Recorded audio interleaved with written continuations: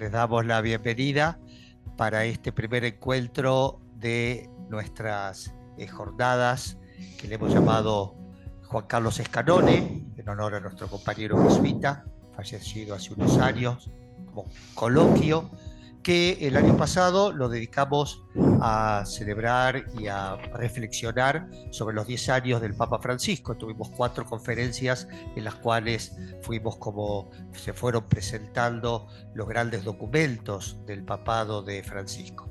Este año el tema que hemos elegido es justamente el tema de la sinodalidad, y por eso hoy nuestro obispo, Padre Ángel, nos va a hablar sobre ese tema. Creo que todos lo conocemos a nuestro cardenal Ángel Sixto Rossi, nacido aquí en Córdoba el 11 de agosto de 1958, entró a la Compañía de Jesús el 8 de septiembre de 1976, ordenado presbítero el 12 de diciembre de 1986, estudió la teología espiritual, es licenciado en teología espiritual en la Pontificia Universidad Gregoriana en Roma, y fue ordenado obispo el 17 de diciembre de 2021, y ese día también asume como arzobispo de Córdoba, y creada cardenal por el Papa Francisco en el consistorio del 30 de septiembre del año pasado. Y bueno, justamente invitado especialmente a participar del sínodo, de la sinodalidad, sobre lo cual nos va a hablar ahora. Saludamos también a todos los que están asistiendo por Zoom y esperemos que puedan recibir bien toda la transmisión. Bueno, muchas gracias, Ángela. Bueno, gracias, José María. Bueno, agradecerle a la universidad y agradecerle a ustedes el poder compartir esta experiencia, ¿no? Digamos, tocó ir. Recuerden, el sínodo tiene 2 momentos. Uno ya fue, en octubre del año pasado. El octubre de este año es la segunda etapa.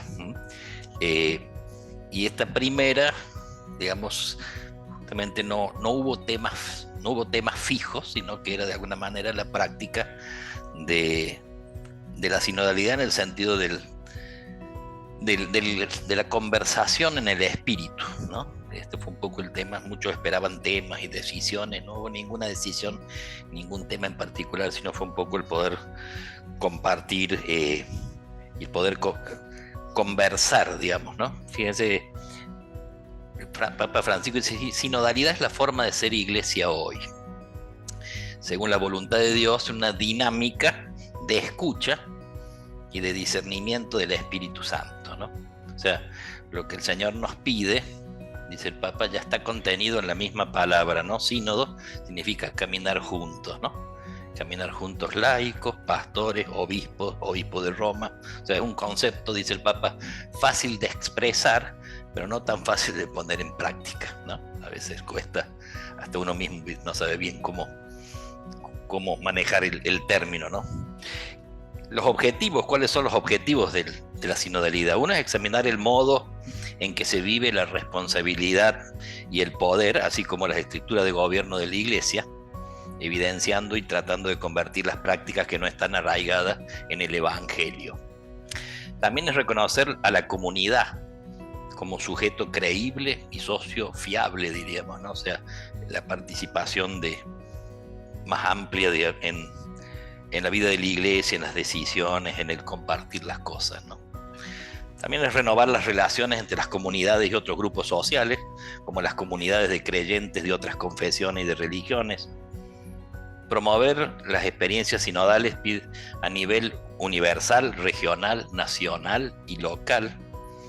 En fin, la sinodalidad en sí, hoy, digamos, se habla mucho, hay muchas cosas. Quizá uno de los riesgos, uno dice, García Fernández dice que uno de los riesgos es que el exceso del uso de la palabra, digamos, o del tema de forma superficial, puede provocar empacho y aversión, ¿eh? Muchos quizás no lo dicen, pero ya el exceso de sinodalidad, puede decir, un riesgo es ese. El otro riesgo es no ir hacia adelante por miedo al cambio, ¿no? O sea, miedo a que la iglesia pierda su esencia, dicen algunos, ¿no? Con esto de que participen más, que no sea solo el Papa y los obispos, como que estamos destruyendo la iglesia, dicen, ¿no? Miedo a que el laicado y a la vida consagrada, especialmente femenina, acceda a instancias por ahora solo asequibles al ministerio sacerdotal. Y el otro riesgo es que se convierta en un grito reivindicativo ante los estilos de gobierno obsoletos, esclerotizados, se convierta así en una especie de campo de batalla en el que nos escupamos reproches, diríamos así, ¿no? Como se torna así. En todo caso, el sínodo sobre la sinodalidad nos invita a preguntarnos qué significa ser iglesia hoy y cuál es su sentido en la historia. Quizá una de las experiencias hondas, no exclusivas, pero que se vivió hondamente en el sínodo, en la primera etapa, fue esto de la unidad en la diversidad, ¿ya? O sea, hoy la diversidad emerge con fuerza en todos los niveles: mentalidad, idioma, enfoque de los temas. Y esto, lejos de ser un problema, es un recurso, pues la comunión eclesial se realiza a través de la vida real de los pueblos y de las culturas. Es decir, en un mundo fracturado como el nuestro se trata de una profecía. Fíjense, el modo mismo como se llevó a cabo el sínodo, la asamblea, fue original. Yo nunca había estado en un sínodo antes, ¿no?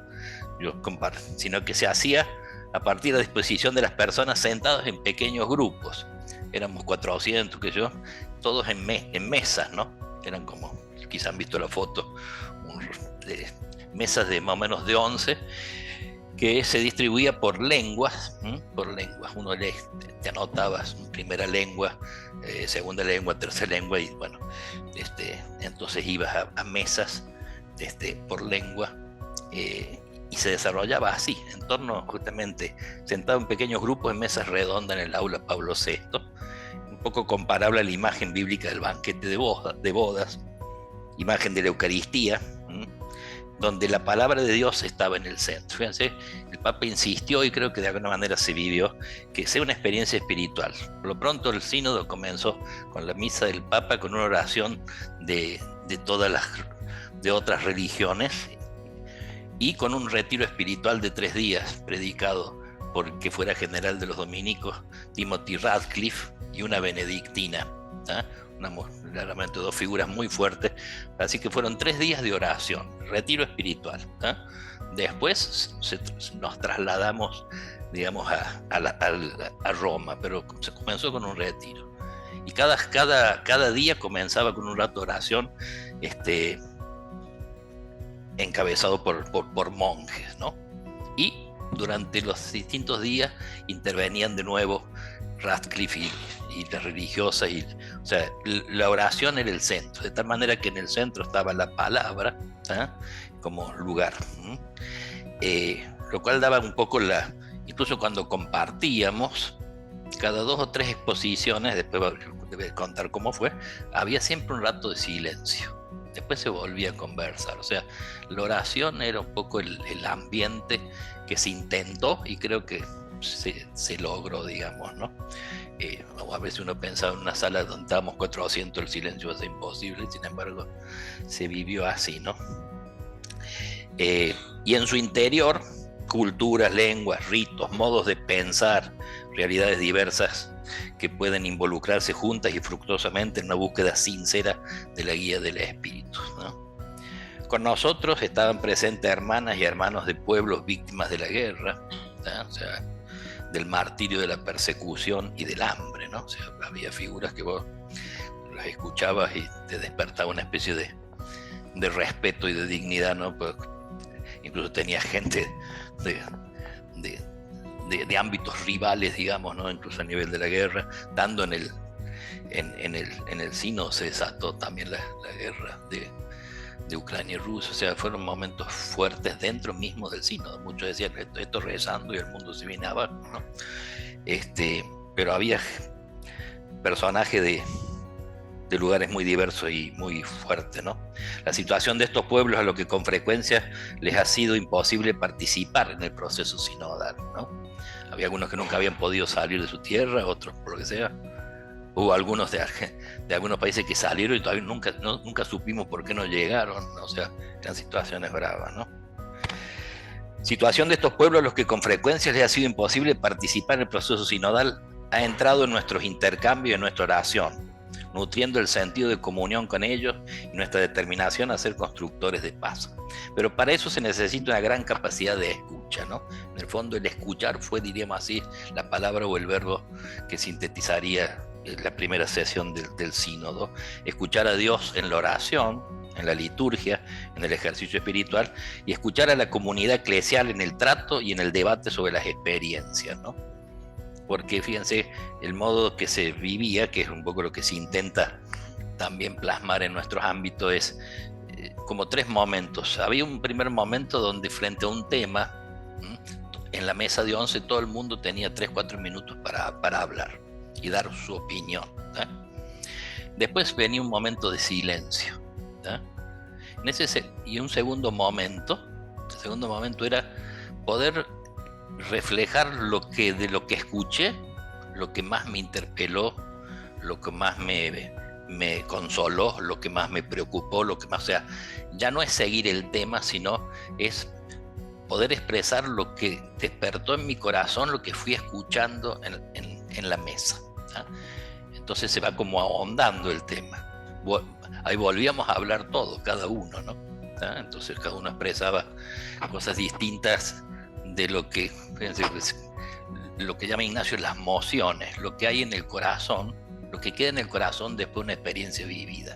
Entonces a partir del escuchar otras experiencias, cada uno después remarcaba lo que le quedó de los otros, este es el punto, ¿no? Después un rato nuevo de oración y después venía un tercer momento que era un poco tratar como de plasmar entre todos, a partir de esta experiencia, de estos dos momentos, en este tercero, poder como pispear, dijéramos en términos brocherianos, por dónde Dios nos va llevando, ¿no?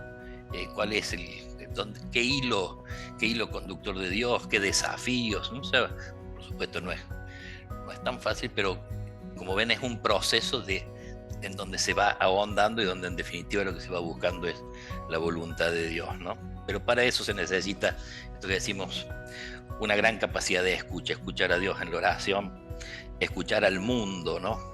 Porque Dios está siempre presente, inspirando, moviendo, agitando, ¿no? O sea, tenemos la oportunidad de convertirnos en una iglesia que no se separa de la vida, decía el Papa, ¿no? Una iglesia que no se separe de la vida, ¿eh? Y el Papa lo ha sintetizado de la siguiente forma: han venido por muchos caminos y de muchas iglesias, llevando cada uno en el corazón preguntas y esperanzas, y estoy seguro que el Espíritu nos guiará y nos dará la gracia para seguir adelante juntos, para escucharnos recíprocamente y para comenzar un discernimiento en nuestro tiempo, siendo solidarios con las fatigas y los deseos de la humanidad, ¿eh?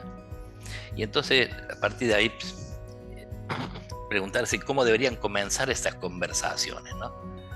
Espadaro decía que en el Génesis, después de la caída de Adán y Eva, hay un terrible silencio, ¿no? Ese silencio, algunos llaman el silencio de la vergüenza, cuando después del pecado Adán y Eva se esconden, ¿no? Y entonces ese silencio se rompe con una simple pregunta de Dios, que en esta imagen linda de Dios que caminaba todos los días por el jardín, pero después del pecado no los encuentra Adán y Eva, que estaban escondidos, y entonces hay una pregunta de Dios: Adán, ¿dónde estás? Bueno, entonces se dice, este silencio se rompe con una pregunta: ¿dónde estás? Y esto lo trasladaban un poco a la experiencia del sínodo, ¿no? No es una solicitud de información, ¿eh? Es una invitación a salir a la luz y estar visiblemente ante el rostro de Dios. Quizá esta sea la primera pregunta con la que deberíamos romper los silencios que nos separan. Y fue un poco el intento. ¿Por qué? No tanto por qué tenés estas opiniones, de qué línea sos, por qué tu postura, sino ¿dónde estás? No eran preguntas ideológicas ni cosas raras, sino poder preguntarnos nosotros: ¿dónde estás? ¿Qué te preocupa? ¿Qué te preocupa? O sea, Dios invita a Adán y Eva a salir de su escondite y ser vistos. Si también salimos a la luz y nos dejamos ver tal como somos, encontraremos palabras para los demás. En la preparación para el sínodo también la pregunta que surgió es: ¿por qué lloras? Mujer, ¿por qué lloras? Lo que dice la Magdalena, que también es una pregunta para el mundo, ¿no? ¿Por qué lloras? ¿Por qué lloras? Cada uno y las naciones y las situaciones, en fin, Como ven, son preguntas muy sencillas, muy cortitas, pero muy hondo, ¿no? Cuando los discípulos huyen a Emaús, están llenos de enojo y de decepción. La imagen de caminar juntos ahí. Los discípulos están huyendo de la comunidad de la iglesia como tantas personas hoy en día que se van alejando, ¿no? Jesús no bloquea su camino ni los condena, ¿no? Sino que les pregunta de qué venís hablando, ¿no? ¿De qué vienen hablando por el camino, ¿no? Esta es la pregunta que de alguna manera también se intentaba en el sínodo y lo que tenemos que intentar nosotros, ¿no? ¿De qué estás hablando, no? ¿Cuál es tu tema? ¿Cuál es tu tema personal? ¿Cuál es tu tema de iglesia? ¿Cuál es tu tema parroquial? ¿Cuál es tu tema de familia? ¿De qué estás hablando? ¿Cuáles son las esperanzas y desilusiones que agitan tus corazones? Jesús los invita a compartir su enojo. Él camina con ellos y se abre a su enojo y a su miedo. O sea, nuestro mundo está lleno de enojo, ni hablar nosotros, ¿no? O sea, hablamos de la política del enojo. ¿Nos atrevemos como Jesús a preguntarnos mutuamente de qué estás hablando? ¿Por qué estás enojado o enojada? O sea, nos atrevemos a escuchar la respuesta, ¿no? Porque a veces preguntamos, pero digamos, como iglesia muchas veces tenemos miedo a la respuesta que la gente nos pueda dar. Casi preferimos no escuchar por lo que venga o por lo que significa hacerse cargo muchas veces, ¿no? O sea, la apertura a la escucha y el acompañamiento de todos ha hecho visible a muchos que por largo tiempo se han sentido invisibles, incluso en el sínodo. A mí me llamó la atención algo que parecía obvio y no lo era. Mucha gente agradecía ser escuchada por primera vez, ¿eh? Gente de países lejanos, mujeres religiosas, en fin, situaciones que era novedoso, ¿no? Decían gracias porque por primera vez nosotros podemos hablar. Recuerden que en el sínodo, además las mujeres y muchos, y no solo los obispos y los sacerdotes tenían voz y voto, ¿no? O sea, lo cual era novedoso, ¿no? Decía algunos, saben que existo, pero no me ven. Fíjense, expresiones que salieron ahí, ¿no? Saben que existo, pero no me ven. Y una sudafricana decía que un saludo común allá en aquella tierra es sawabona, ¿eh? Que significa te veo, ¿eh? O sea, fíjense, ¿no? Te veo. O sea, mucha gente espera que en el sínodo su voz sea escuchada. O sea, se siente muchas veces ignorado y sin voz. Y entonces agradecían esta iniciativa del Papa de abrir el espacio a mucha gente, a muchas situaciones, o muchos pelajes, diríamos así, de quienes no estaban invitados, digamos, ¿no? De este modo el sínodo se constituyó en un lugar para aquellos que todavía luchan por ver reconocida su presencia en la iglesia. Aquellos cuyas voces son tapadas cuando no silenciadas o ignoradas. Aquellos que se sienten inadecuados, tal vez porque tienen trayectorias vitales difíciles o complejas. A veces se les excomulga a priori, pero recordemos, la iglesia, sigue la palabra del Papa, ¿no? La iglesia debe dejar traslucir el corazón de Dios, un corazón abierto a todos y para todos. Por favor, dice el Papa, no olvidemos la parábola de Jesús del banquete de bodas fracasado, cuando aquel caballero, no habiendo venido ningún invitado, ¿qué es lo que dice? Dice, anda a las encrucijadas de los caminos y llama a todos. A todos, dice el Papa, enfermos, no enfermos, justos, pecadores, a todos, que entren todos. Fue una frase que casi repitió varias veces de todo, incluso en la misa del último día. Todo parecía que... Deberíamos preguntarnos cuánto espacio hacemos y cuánto escuchamos realmente en nuestras comunidades, las voces de los jóvenes, de las mujeres, de los pobres, de los decepcionados, los que han sido heridos en la vida y están enfadados con la iglesia, ¿eh?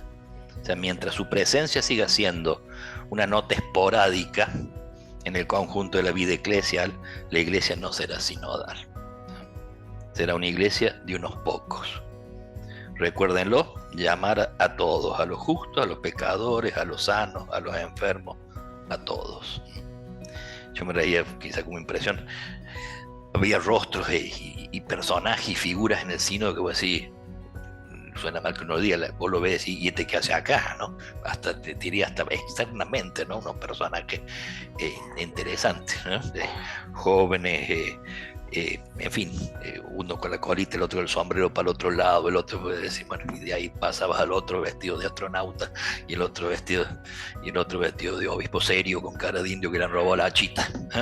Bueno, tenía una mezcla, y vos decís, bueno, este es el mundo, ¿no? Este es el mundo. Y la verdad que era entretenido, ¿no? También se entretiene viendo. De este modo, el sínodo se constituyó en un lugar para aquellos que todavía luchan por ver reconocido su presencia en la iglesia. Aquellos cuyas voces son tapadas, decimos, cuando no silenciadas, ¿no? En fin, la conversación necesita ver con sus ojos y escuchar con sus oídos, ¿no? Necesitamos meternos en su piel. ¿De qué experiencia surgen sus palabras? ¿Qué dolor o esperanza llevan consigo? O sea, mientras se hablaba y hacían preguntas, Jesús en persona, en Emaús, se acercó y se puso a caminar con ellos, ¿no? El diálogo aparece aquí como un lugar teológico. O sea, el resucitado se hace presente en el espacio de la palabra compartida, en la comunicación profunda que conecta dos heridas, ¿no? O sea, escucha profunda. La del extraño que habla desde su costado abierto, Jesús, un herido, y la escucha de los de Emaús que hablan desde otra herida, ¿eh? Una herida que los expulsa de Jerusalén, de la comunidad, del proyecto soñado, acariciado con Jesús, desolados y desesperanzados. O sea, este diálogo desde las heridas es reparador, porque permite que emerja la verdad, porque arroja luz sobre el pasado y esperanza sobre el futuro, porque crea comunión en el presente, dice Spadaro, ¿no? O sea, el sínodo nos llama a ser una iglesia que camina con alegría, humildad y creatividad, sabiendo que todos somos vulnerables y nos necesitamos, ¿no? Bueno, y un poco cuando uno escuchaba los distintos testimonios, había testimonios hermosos de cosas positivas, pero también surgieron muchas cosas muy dolorosas, ¿no? No solo ahí, pero ahí, digamos, esta fue la experiencia. Insisto, el sínodo no es que antes no existía cosas, pero muchas cosas eran novedosas. Yo tenía a mi lado al cardenal de Honduras, ¿cómo es el personaje este? Bueno, ya va a salir. Llevaba Maradiaga, no Madariaga, sino Maradiaga. Dice, este es mi sínodo número 11. Bueno, dice, y él decía, esto nunca se había visto. ¿No? Interesante, ¿no? Porque el testimonio de alguien que vivió 11, ¿sí? Nosotros llegábamos, sentados así, nos decían lo que teníamos que hacer y nos íbamos a nuestro país. Decía, es un personaje, ¿no? Pero que nos sentemos entre todos a conversar y dice, esto es novedoso, ¿eh? Estaba contento el Maradiaga, Chuza, el personaje. Por lo tanto, esto. Me gustaría que el camino sinodal tomáramos en serio esta palabra, vulnerabilidad, y habláramos de ella con sentido comunitario, de la vulnerabilidad de la iglesia. Un diálogo siempre es una relación corazón a corazón. Será tanto más auténtico cuanto la comunicación se establezca desde la común vulnerabilidad. El peregrino Jesús conecta sus heridas con las de Emaús. El encuentro desde nuestras vulnerabilidades hace posible un diálogo más profundo, más auténtico y más capaz de generar novedad. El diálogo no solo de las palabras, sino de las vivencias, de las emociones, de las situaciones, de los puntos de vista, hace posible pensar juntos, generando una mirada común hacia el mundo y un proyecto común. Emaús, un diálogo así es esencialmente reparador, devuelve la identidad perdida, transforma la tristeza del fracaso en alegría, la huida desesperanzada en regreso y anuncio, ¿no? En fin, la lógica del diálogo, del aprendizaje mutuo y del caminar juntos, ¿no? Hasta aquí esto del escuchar. Por otro lado, y acá vuelvo a Spadaro, él dice que el sínodo es poner a la iglesia en estado sinodal, significa inquietarla, ¿eh? Es volverla inquieta, incómoda, tensa por la agitación del soplo divino, al que ciertamente no le gustan las áreas protegidas. El Espíritu sopla donde quiere, ¿eh? Y él dice, si no se siente el vértigo, si no se experimenta el terremoto, la percepción de la sorpresa incómoda, entonces quizás no haya sínodo, ¿eh? Interesante, esto un poco responde a lo que Ignacio dice, ¿no? Ignacio dice que cuando a veces hay una especie de paz, un poco medio paz de cementerio, dice él, una paz que no se sabe bien, Ignacio tiene el recurso en los ejercicios de gestar lo que se llama el magis. Magis significa más. Entonces, si el ejercitante viene y está muy contento, ya 10 días que está contento y hay que ver si es que no está, de hecho creo yo, achanchado, que el director le proponga un magis, qué sé yo, si lleva 10 días contento, qué bueno que esté contento, me parece que es el momento ideal para ofrecerte para ir a la China, por ejemplo. Bueno, al día siguiente ese hombre una escuela de samba, ¿no? ¿Está? Bueno, esto, el sínodo y el papa es un recurso que lo lleva en su ADN, es este magis, ¿no? Este inquietar. El sínodo tiene que ser eso, algo que inquieta, algo que moviliza, porque al inquietarse vos podés discernir, podés distinguir. Y discernir es distinguir para poder elegir. Si no distinguir, no podés elegir qué es del buen espíritu, qué es del mal espíritu, qué cosa me ayuda o no me ayuda, aunque puedan ser dos cosas buenas, ¿no? O sea, esto es un poco el sentido del discernimiento, y en esto ciertamente el sínodo tiene muchos elementos en este sentido. ¿Acaso no sentimos hoy la necesidad de un golpe del espíritu para despertarnos del sopor que a veces nos invade? Uno piensa en nuestra parroquia, en nuestra familia, en nuestras diócesis, ¿no? A veces una especie de sopor, a veces estamos medio... No debemos tener miedo cuando hay disturbios provocados por el espíritu, pero sí cuando son provocados por nuestro egoísmo o por el espíritu del mal, ¿no? Que el espíritu movilice fue Pentecostés, ¿eh? Todos encerraditos, todos en ese sopor maléfico, todos encerrados, y de golpe el espíritu que les vuela las puertas y los raja para afuera todo, digamos así, ¿no? Ser una iglesia inquieta en la inquietud de nuestro tiempo, ¿no? Estamos llamados a asumir las inquietudes de la historia y a dejarnos interpelar por ellas, a llevarlas ante Dios, a sumergirlas en la Pascua de Cristo. El gran enemigo de este camino es el miedo, ¿no? Tengo miedo, tengan cuidado, esto. Pero este ejercicio de la sinodalidad se realiza en las iglesias particulares, o sea, el desafío que esto se vive en las iglesias particulares, que no sea un acto que fue en octubre, ahora va a ser de nuevo, y después es el peligro, ¿no? Y a veces nosotros los curas y los obispos a veces, somos los que muchas veces quizás abortamos o no le damos tanta importancia. A veces el laicado de nuestro pueblo le da más importancia. A mí me sorprende que en muchos ámbitos parroquiales, de grupos juveniles, en ámbitos de educación, han intentado esto de sentarse a la mesa y seguir los pasos de la conversación en el espíritu, en donde se comenta, donde después se trata de ver lo que se ha sentido y se trata de pensar por dónde Dios. Y la experiencia que a mí me sorprende, porque yo tenía mis dudas, es lo contento que están, digamos, lo positivo que sienten que es esto, ¿no?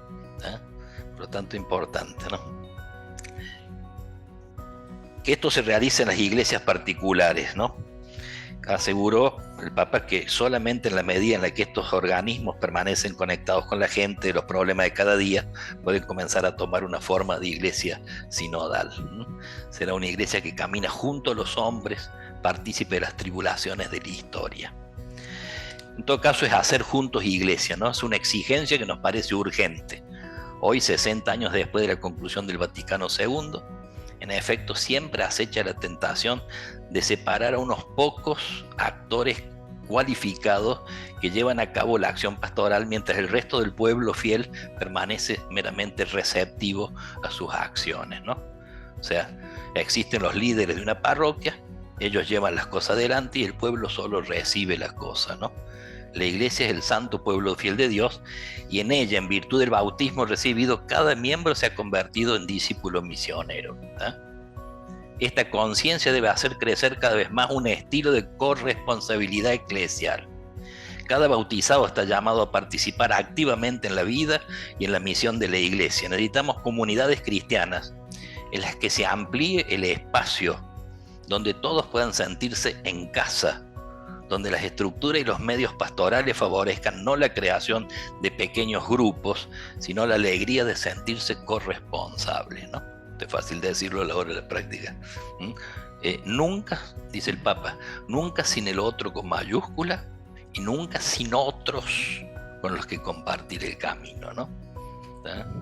Y después yo decía, y con esto lo voy cerrando, interesante la presencia de los laicos, la presencia femenina. Yo creo que los testimonios de muchos de ellos fue lo más fuerte y lo que confirmó esto que estamos diciendo, ¿no? Mientras algunos hablaban de cosas que no entendíamos ni qué quería decir, algunos de mi gremio, ¿eh? De golpe Luca, un italiano laico, un personaje grandote, dio su testimonio, un poco hablando él dice, de la realidad de los refugiados, ¿no? Que fue uno de los temas que, digamos, apareció y él dice eso, ¿no? O sea que él gestó, él es un hombre que tiene barcos, o sea que tiene plata, ¿no? No era militar, pero tiene barcos, tiene 1 o 2 barcos, y entonces él lo que hizo es gestó una fundación que en vez de esperar que lleguen los refugios que vienen en las barcazas del norte de África, él sale al encuentro de ellos, no los espera en la costa. Además dice guachamente todos los impedimentos que ponían desde los países para que no salgan, ¿no? Otra cosa muy dura, ¿no? Y él dice, lo nuestro era, con nuestros barcos, ir al encuentro de ellos, que los agarramos en la mitad del camino, y lo nuestro era sacar del agua, priorizando a las mujeres y a los niños. O sea, nosotros hablando, qué sé yo, y de golpe este hombre te baja el sínodo, digamos, en una experiencia. Y él dijo una cosa muy fuerte, ¿no? Yo me había alejado de la iglesia, pero cuando saqué el primer niño del agua y lo abracé, yo sentí que allí estaba el Señor y me hizo volver. Silencio, en la sala no volaba una mosca. No sé por dónde, amigo, el Papa lo invitó personalmente al sínodo, ¿no? Bueno, entonces de golpe los testimonios más fuertes venían de estas figuras, ¿no? Mientras algunos a veces disimuladamente tenían miedo de que el sínodo sea la antesala de la laxitud y un recurso del Papa para el da todo lo mismo, cuando se hablaba un poco de que la iglesia sea un lugar para todos y cuidar justamente de ser delicados para no expulsar a nadie, ¿tá? A raíz de eso, una polaquita, la más joven de todas, 18 años, con una altura, te digo, y además con un espíritu, y entonces hablando de esto, de que haya lugar para todos, contó una experiencia, dice, hace unos años mi hermana de 14 años, 2 años más chica que yo, me cuenta de sentir que es homosexual, su inclinación por el sexo, por su mismo sexo, ¿no? Lo cual fue muy duro. La animé, dice ella, que lo hable con mis papás, lo habló y los papás no le respondieron bien, ¿no? Digamos así, la condenaron, lo cual fue durísimo. Pasado el tiempo, la abuela de ella cumplía 90 años. Y la abuela le dice ingenuamente, porque no sabía este dato, qué lindo, vamos a tener la misa, sería lindo que comulguemos juntas en los 90 años. Bueno, ella fue animosa y con ganas, efectivamente, y digamos, antes de la misa se acercó al cura un poco para compartir, para confesarse, para compartir su vida, y el cura, dicho por ella, no me acuerdo qué término usó, pero la fajó, digamos así, ¿no? Y entonces hizo un silencio y esta chica dice, a la semana siguiente mi hermana se suicidó. La vez que saltaron varias lágrimas en todo el sínodo, ¿no? Muchos se acercaron, para cómo fue lo último, de ahí nos íbamos ese día, así que salimos embalsamados, donde no volaba una mosca, ¿no? Bueno, entonces vos tenés estas experiencias que encarnan lo que tiene que ser el espíritu de lo que se quiere en este camino sinodal, ¿no? Y otras 2 imágenes que les comparto, que pueden ser muy personales, son como fotografía. Otra es, hay un personaje, un obispo que es el limosnero, que es el encargado del Papa para las obras de caridad. Yo creo que antes estaba en un escritorio ¿Te imaginas con Francisco pobre ya está herniado? Pues, él que hace todos los gestos de caridad que el Papa no puede hacer. Entonces el día de la Madre Teresa en Calcuta le mandó a comprar pizza para todos los que viven en torno a la Plaza San Pedro, que son los hombres de la calle. Le compras pizza y helado para todos. Salió el polaco, pobre. Bueno, lo hizo cardenal ahora, pobre. Pero además un personaje espectacular, ¿no? Yo lo veía y decía que este tipo es genial. Ahora lo mandó, pobre, allá a Gaza, pobre, pobre. Así que empezó con Benedicto, ahora con Francisco, no le dio tiempo a jubilarse, pobre, pero esa figura bellísima, o sea, mientras tenía algunos personajes ahí embalsamados, digamos así, tenía estas figuras que, pues sí, que maravilla, ¿no? Y él contaba que el día ese de la Madre Teresa junto a los hombres de la calle, y Barboni, como dicen los italianos, y les preguntó: yo, hombre de iglesia, dice él, ¿qué es lo que ustedes más necesitan de nosotros? Y entonces él dice, inmediatamente pensé la respuesta, como diciendo, ¿para qué le pregunto? Comida, ropa. Y entonces dice uno de ellos, me dijo, de ustedes necesitamos amor. Chao. Bueno. Y la otra imagen que a mí me quedó muy fuerte es la imagen del Papa. Por lo pronto venía todo el día con su sillita de rueda, por esas calles empedradas, así que va, ¿no?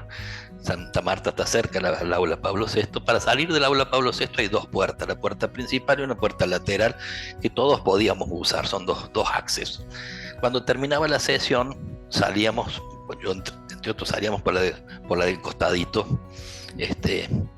y por allí salía el Papa llevado con silla de ruedas, pero me quedó la imagen porque al salir uno de esos días, al salir te encontrás, lo primero que es afuera, una docena de Mercedes-Benz, de Audi, digamos así, con los choferes parados ahí esperando que salgan los cardenales o algunos bonzos de estos, ¿eh? Y el Papa con la silla de rueda iba gambeteando Audi y Mercedes-Benz, ¿eh? Bueno, yo decía, podría haber tenido el helicóptero ahí, ¿entendés? O el auto, digamos, ¿quién le hubiera dicho algo, no? Me quedó la imagen, ¿no? Este Papa en silla de rueda gambeteando autos de gama y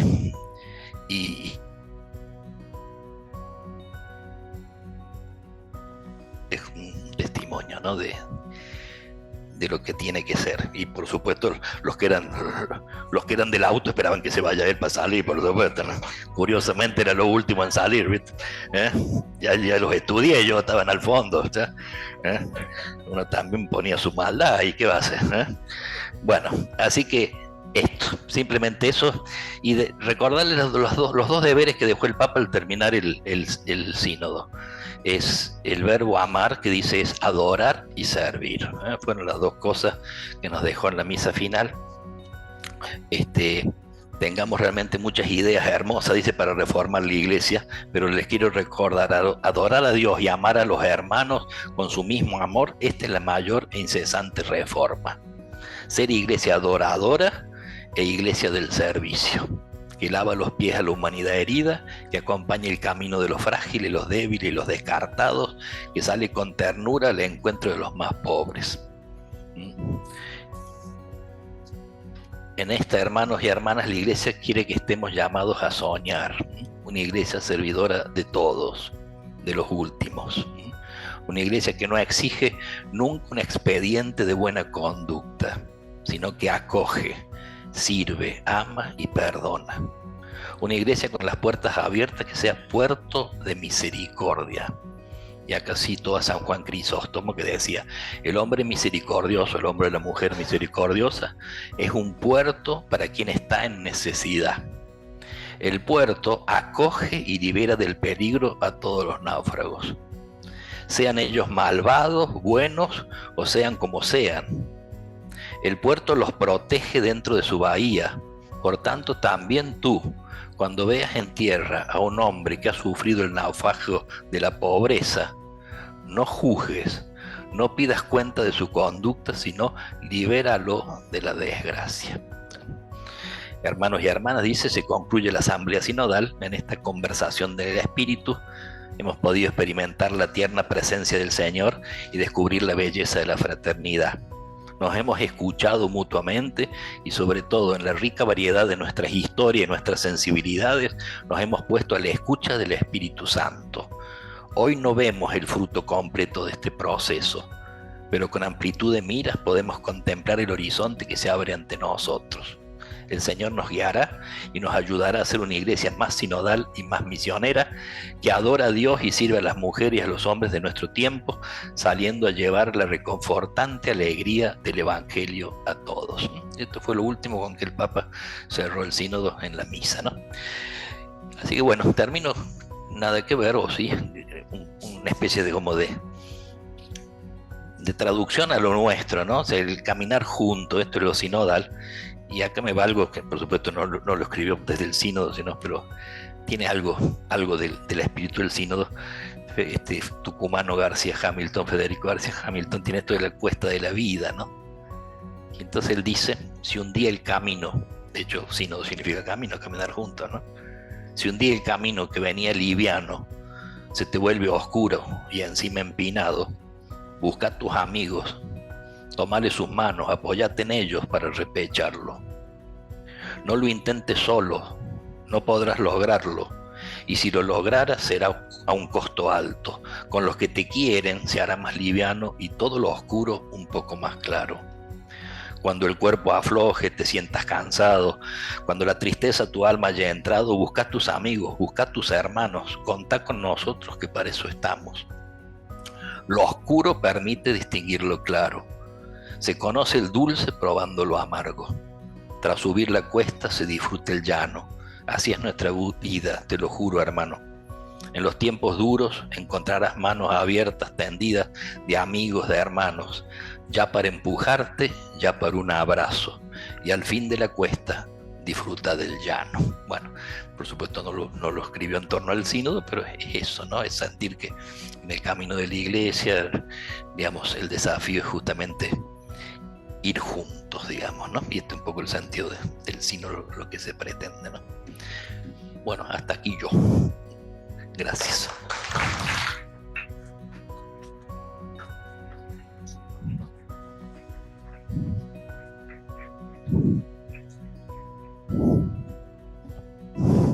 Tenemos un tiempito para preguntas.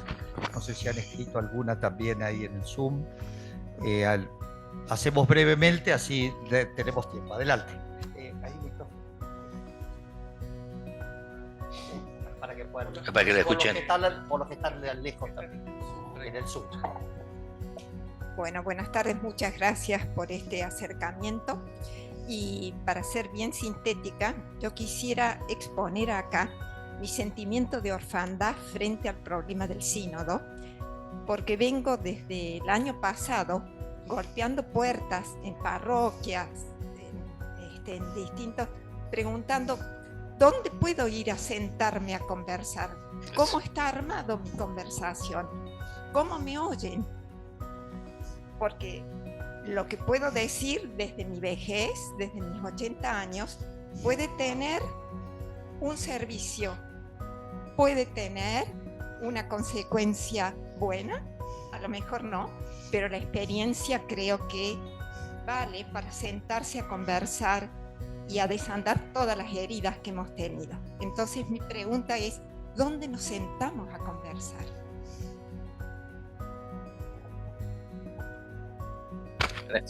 Sí, donde deberíamos sentarnos. La verdad que deberían, en esos espacios donde toco puertas, sería bueno que la hayan atendido, diría más. Y yo creo que en ese sentido, esto es lo que el Papa insiste, ¿no? Que no es novedoso, ¿no? Pero es que nuestra gente encuentra espacios donde preguntar, donde llorar, donde reír, donde aconsejar. Esto que dice el Papa, ¿no? O sea, no es... nuestra gente, dice, en su sabiduría, en su experiencia de vida, tiene mucho para darnos unos a otros, ¿no? Entonces, bueno, el desafío es gestar espacios de escucha, ¿eh? Cada uno de los lugares donde estamos, y bueno, no desanimarse de puertas que deberían estar abiertas, están cerradas, pero bueno, por esto es quizás el sínodo de esto inquieta para que nos avivemos, comenzando a veces por el gremio nuestro, digamos así, ¿no? Que muchas veces, a veces somos los más escépticos, los más duros para escuchar, ¿no? Así que digo, lamento, pero va en esa línea, ¿no? O sea, no le afloje, y bueno, y ayudar a que realmente la iglesia sea una iglesia de puertas abiertas. Esto es lo que el Papa... Porque además yo siempre digo, las puertas cerradas que encuentran en nosotros son puertas abiertas que encuentran en las sectas. Pues están abiertas y los consuelan y los contienen a su modo, todo lo que vos quieras. Podemos criticar mil cosas, pero ahí están. Y nosotros, digamos, muchas veces, ya sea por miedo a la seguridad, ya sea por comodidad, ya sea por lo que sea, muchas veces nuestro pueblo, yo digo una cosa media... Cuando salgo a la mañana temprano en el auto para las misas de la radio, que es a las 8, yo salgo a las 7, medio en calidad de paquete hacia allá, subo al auto, pongo la gallega, pongo el GPS para ver dónde, porque capillas que están, para llegar no es tan fácil. No es raro, casi siempre, dice, parroquia tanto, pongo yo, dice, seguramente la parroquia tanto estará cerrada. O la capilla. Bueno, por supuesto lo dicen por la hora, qué sé yo, ¿no? Pero yo digo, qué fea frase, ¿no? Qué fea. Qué lindo que un día, vaya tranquilo, bienvenido. Bueno, seguramente la capilla tanto la encontrarás, como diciendo, ni salga, ¿viste? Pero bueno, esto. Así que digo, lamento y sigamos golpeando, no al cura, ¿no? Sino a la puerta hasta que abran. Bueno, muchas gracias, padre, por todo lo que nos cuenta. Tengo una pregunta respecto a lo que nos cuenta y al sínodo.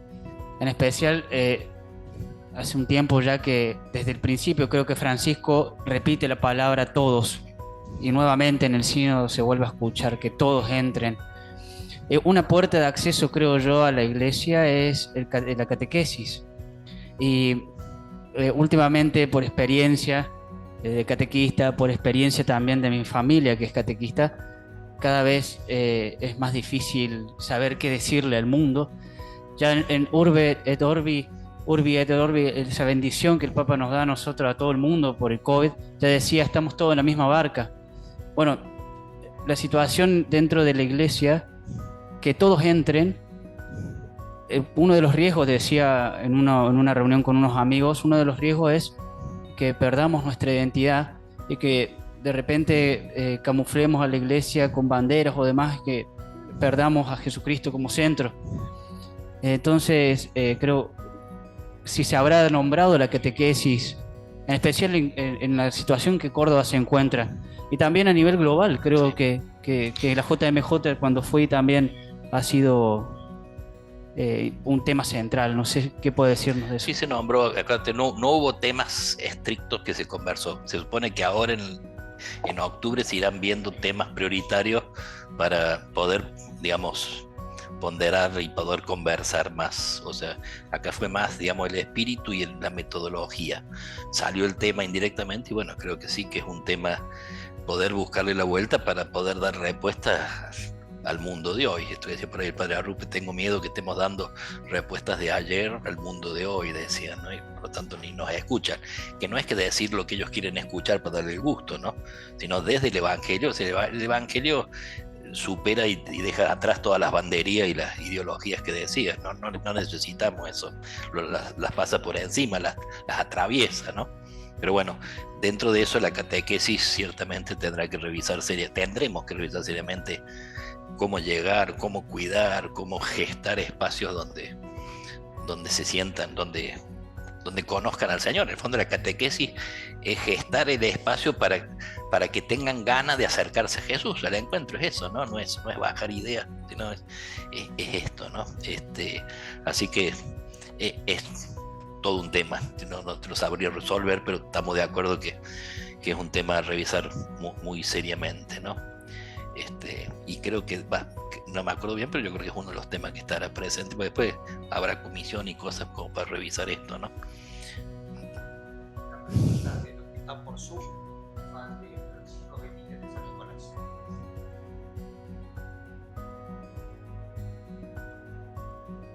Buenas noches. Primero, felicitarle por la ponencia tan tan cercana y tan vital, digamos, de la vida. Sería bueno que después ese texto lo podamos tener y compartir, ¿no? Sobre todo para aquellos que todavía seguimos trabajando en la animación sinodal, en las diócesis o en las regiones pastorales. Lo que yo quería preguntarle, muchas de las cosas usted lo tiró como intuiciones, como pasos, como desafíos, ¿no? Que una de las preguntas sería cómo custodiar la sinodalidad, pero a eso yo le agregaría la centralidad de la escucha hacia los pobres y los sectores más marginados, para involucrar en ese todos, ¿no? Usted traía a relación lo que decía el cardenal Limosnero cuando se encontró con ese, cuando fue a llevar las pizzas y le dice: lo que ustedes necesitamos es amor, ¿no? Y cómo eso también está en la síntesis que le decía el Papa al final, la adoración y el amor al hermano, ¿no? Entonces, ¿cómo hacer para que en la sinodalidad, en esa escucha sinodal, podamos tener la centralidad en los más pobres y en los marginados? Sí, digamos, no sé si por lo pronto crear, digamos, respetar sus espacios, ¿no? Y creer que tienen algo para decir, ¿no? Pues que a veces hay que comenzar por creer que el pobre o el que está solito o el nao, digamos, a veces le llevamos cosas y, digamos, no sé si hay la capacidad de creer que tiene algo para decir, ¿no? Aunque suene casi obvio, ¿no? Así que lo primero es eso, y después, bueno, después es ir y escuchar, yo creo que es más una cuestión de actitud, ¿no? Y de creer que realmente el pobre tiene algo para decir, ¿no? El pobre, el enfermo, el preso, ¿no? O sea, normalmente muchas de las cosas más hondo que uno ha escuchado y más útil en la vida viene de ellos, ¿no? Entonces, los caminos pueden ser varios, pero creo que hay, y en el sínodo ha estado, digamos, la prioridad de, no la exclusividad, pero sí la prioridad de escuchar a los más débiles, ¿no? Y hay una foto, que también es una imagen mía, ¿no? Esto fue en octubre. En noviembre fue lo que el Papa inventó de la jornada del pobre, ¿no? Que ya creo que vamos en la quinta, ¿no? Quinta jornada del pobre, con un mensaje. Y para ese día el Papa invita a los hombres que están en la calle, ahí en torno a San Pedro. Y fue muy lindo porque fue un almuerzo, creo que fueron, no quiero mentir, pero 2000 más o menos, 1000 y algo, en el mismo lugar donde fue el sínodo. Y en las mesas donde nosotros nos habíamos reunido. De tal manera que si vos veías, digamos, del dron desde arriba, era como digamos, muy lindo, pues es donde estuvieron los que, entre comillas, ¿no? Los pensantes y lo que sé yo, ¿eh? De golpe estaban los principales, digamos, los primeros, los que no pueden faltar. Y que por supuesto que los papas los invite, los siente, y él se siente en la mesa con ellos, también para ellos. Digamos, bueno, esto en el Papa es normal, no tiene que hacer fuerza para esto, ¿no? Bueno, yo creo que esta doble imagen, ¿no? O sea, el espacio que es para pensar antes de eso, y sobre todo un espacio donde los que tienen que sentarse y decirnos algo son los pobres, bajo la forma que sea, ¿no? Pero yo creo que hay algo previo, que es el creer que tengan algo para decirnos, ¿no? Dicen, ¿cómo puede ser que seamos tan cabezones? Sí, somos tan cabezones. Está demostrado. No en San Nicolás, pero después. Muchas gracias. Gracias. Bueno, mi nombre es Marcela. Con respecto a lo que decía la señora, en cuanto a los adultos, creo que tienen muchísimo para dar. Es cuestión de buscar el espacio, porque yo creo que pasan a ser un poco sabios en la vida, de cuánto podemos aprender de ellos, ¿no? O sea, sin títulos, no hace falta títulos. O sea, por ahí buscar espacios a lo mejor en los jardines maternales, leyendo un cuento, en un jardín de infante, y de repente vos te sentís conectada con algo muy importante, que son las familias. Es mi opinión, humilde opinión, ¿no? Con respecto a la señora. Con respecto a lo que dice él, el joven, me parece que es muy importante hoy la presencia de los jóvenes que están en una etapa, se acercaron a la fe quizás más pronto que nosotros, por lo menos yo en realidad siempre seguí a Dios desde que hice la comunión, pero con respecto a lo que usted habló de salvar la misericordia, hace poquito vi a las personas, cuando saqué a uno del agua, hace poquito fui a ver una película, no me acuerdo exactamente el nombre, es como Salva una vida, es con Anthony Hopkins, es basada en hechos reales, y bueno, y él salvó de los nazis, salvó a 663 personas, algo así. La fui a ver, padre, a la película, y sinceramente terminó la película y todos lloramos, porque realmente él se sintió que le faltó salvar a 3 dentro de los que podía. ¿Y qué pasó? Y creo que en algún momento puede llegar a pasar aquí en la Argentina, si llegamos a hacer un refugio de muchos que vengan de la guerra, pasó que él iba buscando familias de acogida, ¿bien? Entonces, podía acoger a tantas personas rápido, porque era ya. Y creo que en eso también tenemos que estar un poco preparados para ser un poco más acoger a la gente, más misericordiosos. Y la película te enseña un montón porque es en hechos reales y termina muy lindo. Nunca hay que decir el final, pero el hecho de saber que después él se encuentra con todas esas personas que él salvó, eran chiquititas y se la encontró así. Y no es mucha emoción y es real. Y así, en cuanto al dolor, saber qué tienen para decir los pobres a nosotros.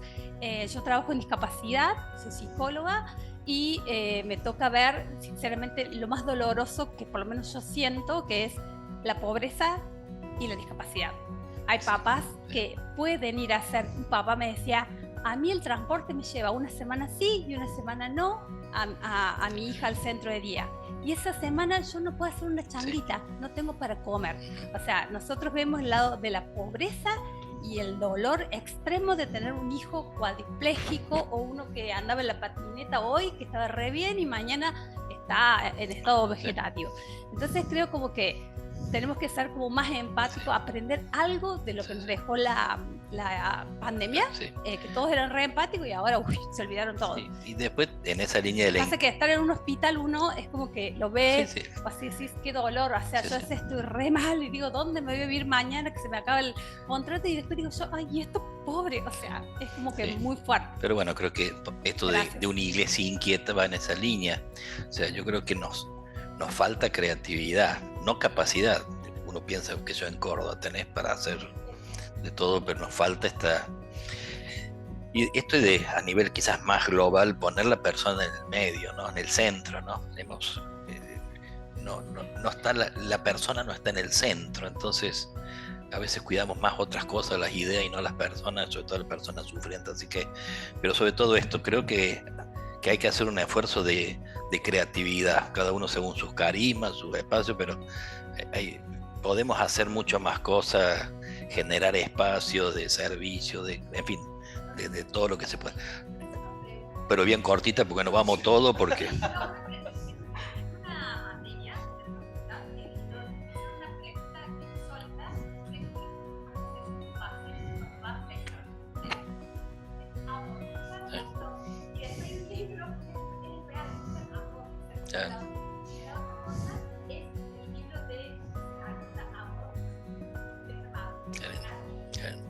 Gracias, ¿no? Hago. ¿Quién era? A ver, una pregunta le damos a Germán Brusa, para que está haciendo la pregunta. ¿Sí? ¿Se escucha ahí? Sí, adelante. Ahí está. Bueno, justo cuando Monseñor al final decía esto de que las puertas cerradas en la iglesia son las puertas abiertas a las sectas, en el caso de los pobres, me vino a la mente un punto de las líneas pastorales para la nueva evangelización del año 91, lo busqué, el punto 32, y a mí me sorprende la actualidad. Dice, hoy por hoy, una gran parte de nuestro pueblo es pobre. Lo es en el interior como también en el arracimado cinturón de nuestras ciudades. En cuanto pobre, está potencialmente hambriento y sediento de la palabra y de la salvación de Dios. En la Argentina se le presenta a la Iglesia el desafío de su atención espiritual. Por eso, cuando la Iglesia no vive y actúa entre los pobres, desde ellos y con ellos, aparece identificada con un sector, entre paréntesis, iglesia igual clase media. Más aún, la omisión o falta de una buena y prudente distribución de los agentes y recursos evangelizadores significa dejarlos a merced de las sectas. Año 91. A mí un poco, por ahí Monseñor decía que es un tema de actitud, esto de darle la voz a los pobres. Me parece que es un poco más de actitud, y es también destinar recursos, como lo dice acá. O sea, a veces vemos que los recursos de nuestras parroquias están orientados a responder a la demanda sacramental, por ejemplo, y que sé yo, en Cáritas son 2 señoras grandes que atienden un roperito. En las diócesis la distribución del clero es en función también de la demanda sacramental, y muchas veces son pocos los curas que están en las zonas periféricas y con los pobres. Entonces me parece que es un poco lo que dice acá también. Es algo más que actitud, es también tomar decisiones y destinar recursos, y mayormente recurso humano para esto. O sea, es ahí donde se van a escuchar las voces de los pobres, en la medida que nosotros estemos en esos lugares.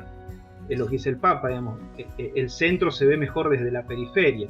Entonces, digo, también creo que tenemos que estar más presentes y con decisiones y recursos en esos lugares. Estamos, bueno, sí, simplemente diría Germán, totalmente de acuerdo, ¿no? El caminar con ellos, escucharlos y bueno, como decís vos, ¿no? Buscarle la vuelta para que sean protagonistas en primer lugar, ¿no? Que no sea que no es que los fuertes vamos a los débiles, los ricos a los pobres, sino que es un intercambio de riqueza de distinta índole unos a otros, ¿no? Y en eso creo que hay mucho para caminar, ¿no? Así que gracias, porque y viene bien el recuerdo de ese documento, que fue realmente, hay que reflotarlo, porque siempre fue muy fuerte y muy bueno. Bueno, ya estamos terminando, sería una última pregunta, le damos ahí que levantó la mano. Adelante, María José. Muchísimas gracias, Padre Ángel, por estas reflexiones y también las otras intervenciones que hubo. Yo simplemente compartir una preocupación, una resonancia, porque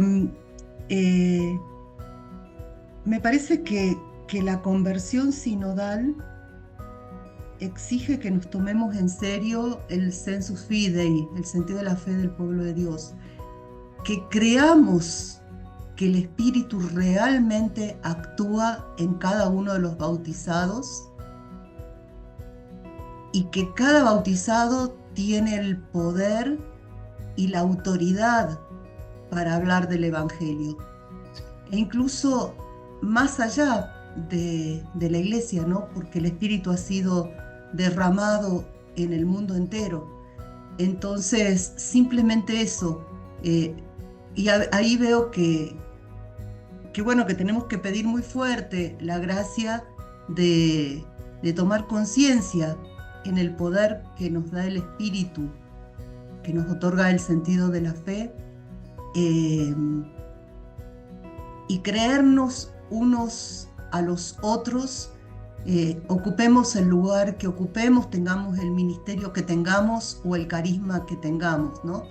Pero me parece que es importantísimo este aspecto de crecer en la conciencia del poder del Espíritu que nos regala el sentido de la fe y que nos permite descubrir las huellas de Dios en todas las situaciones humanas. Gracias. Sí, gracias.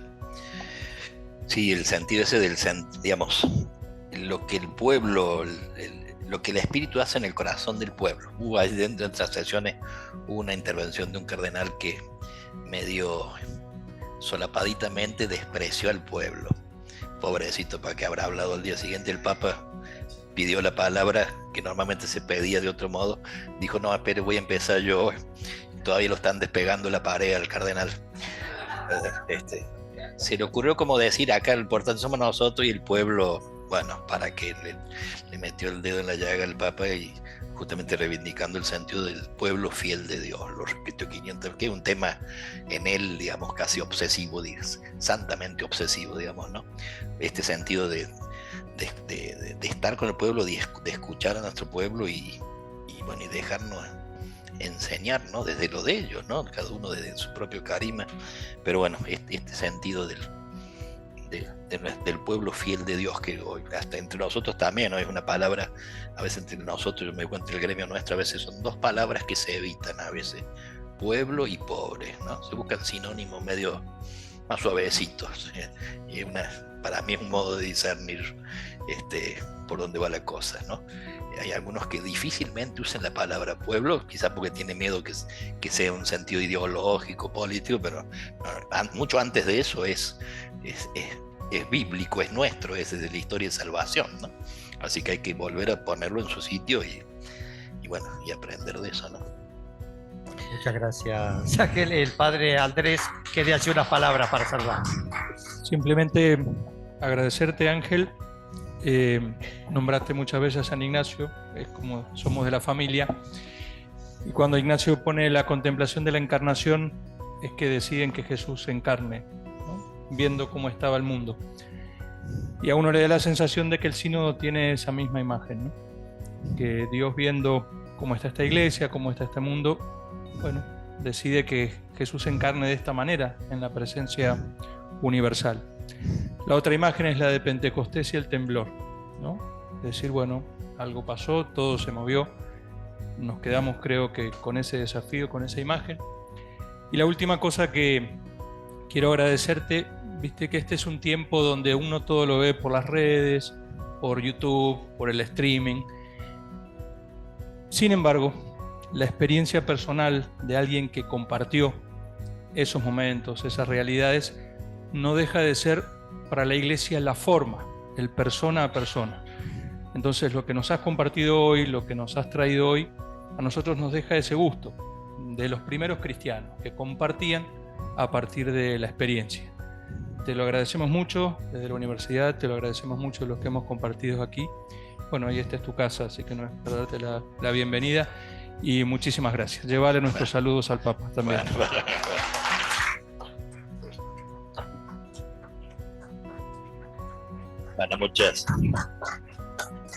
Muchas gracias, y gracias a la universidad, que ciertamente además de ser casa, es casa de puertas abiertas, ¿no? Y además, no vamos a ser cumplidos con ello, pues no hemos creado juntos.